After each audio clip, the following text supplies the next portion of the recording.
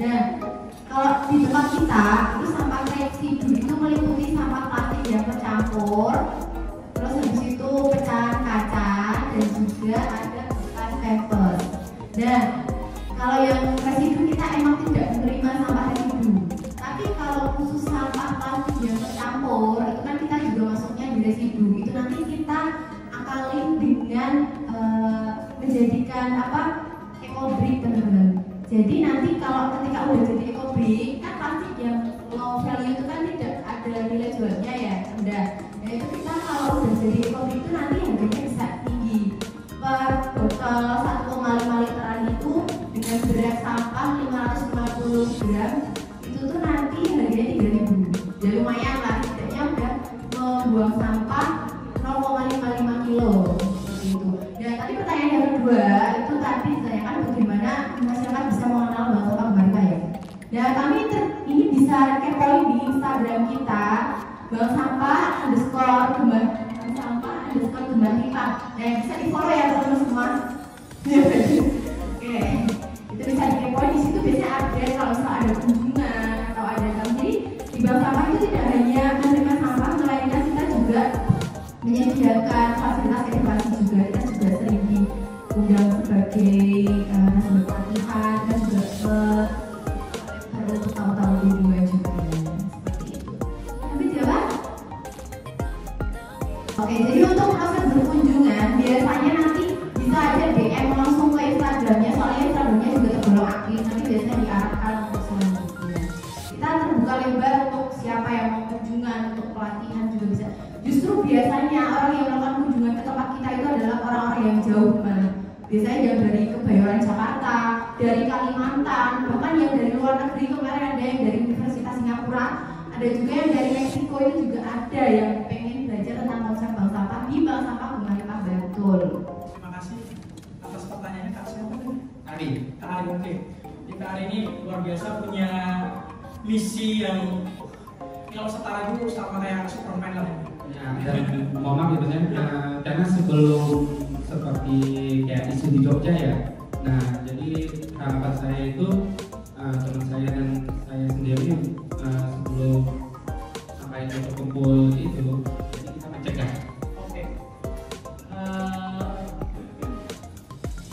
Pertanyaan sangat bagus. Jadi saya ada pengalaman juga di dekat kampus saya, masih kampus saya yang pada akhirnya baru kemarin ini sampahnya kami ambil, Deurasik ambil karena mereka membuat bank sampah yang biasa. Jadi bank sampah yang tidak konvensional itu ibu-ibunya datang membawa sampah, kemudian kami timbang, kami bayar tanpa ada pengurus dan lain-lain karena itu lebih simpel.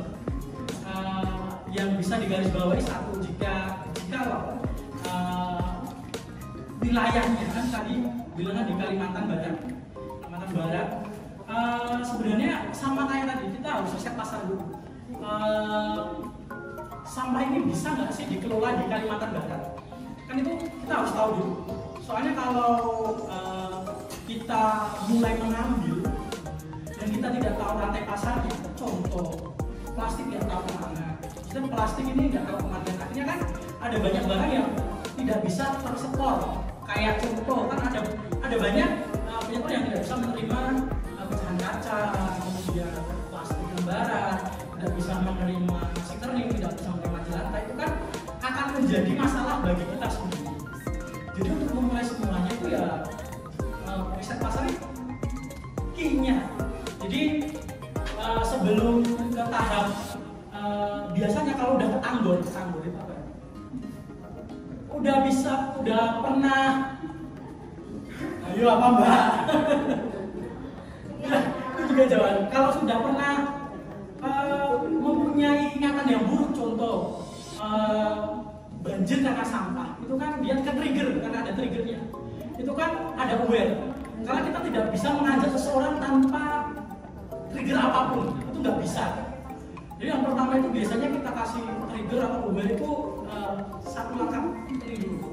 Dan yang kedua, kalau sudah kita tahu dan tahu pasar bahwa apa saja barang yang bisa tersirkularkan di wilayah ini, ya bisa langsung eksekusi sebenarnya. Dan sebagai contoh ada salah satu bank sampah yang bekerja sama di Orasip itu sejak tahun berapa ya Kak Udi yang di Timbogo itu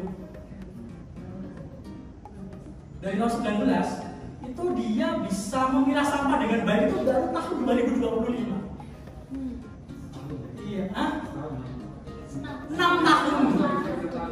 6 tahun karena memang edukasi itu penting, pemahaman itu penting, dan pemaksaan itu juga penting.